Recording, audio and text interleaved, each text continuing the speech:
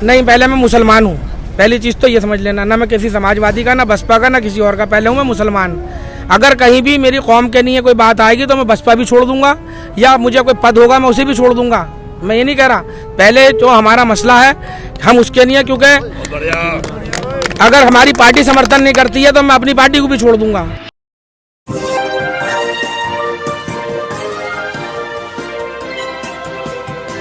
जनता किसके साथ जाने वाली है, क्योंकि भाजपा का दावा है कि अब की बार 400 के पार।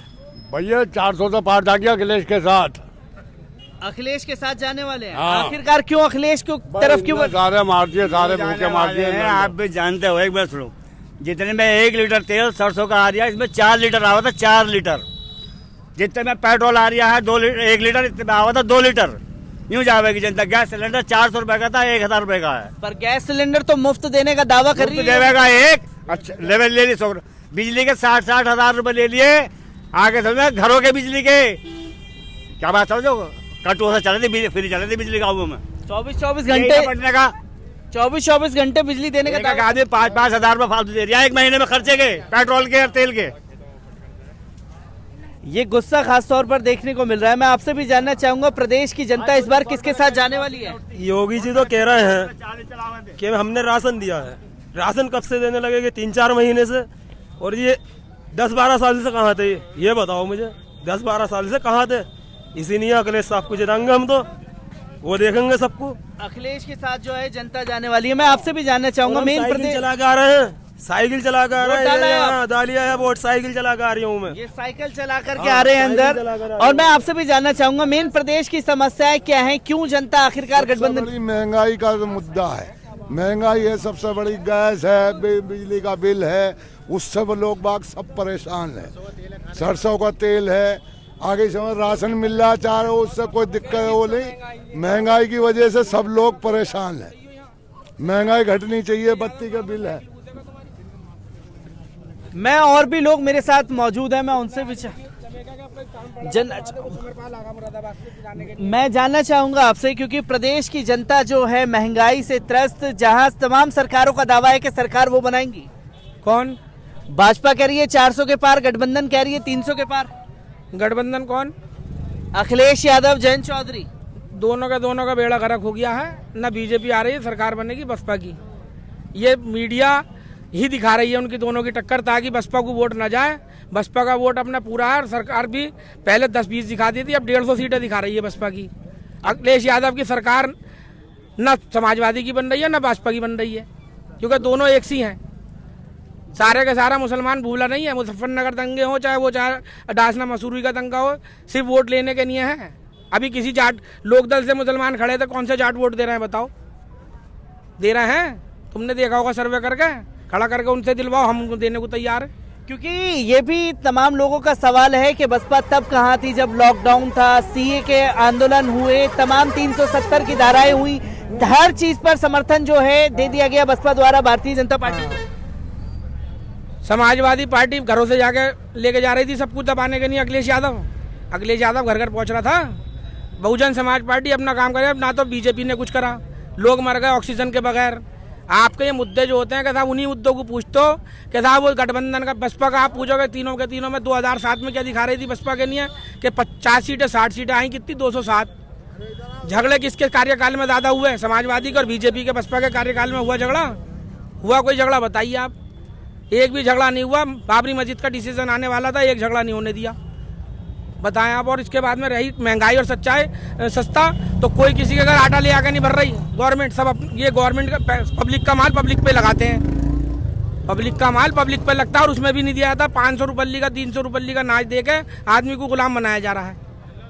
क्योंकि ये भी एक मैसेज फैलाया जा रहा है कि अगर भारतीय जनता पार्टी की सरकार बनने के दौरान जो है, जैसे कि बहन कुमारी मायावती जी भी एक बयान दे चुके हैं, सपा को हराने के लिए हमें अगर भाजपा को भी समर्थन करना पड़े, अगर वैसे में समर्थन कर देती है तो क्या ऐसे में आप अपनी उम्मीदवारी छोड़ेंगे? ठीक है, ऐसा है। आप मीडिया से हैं, किस पे दिया था बयान उन्होंने? एमएलसी के चुनाव पे।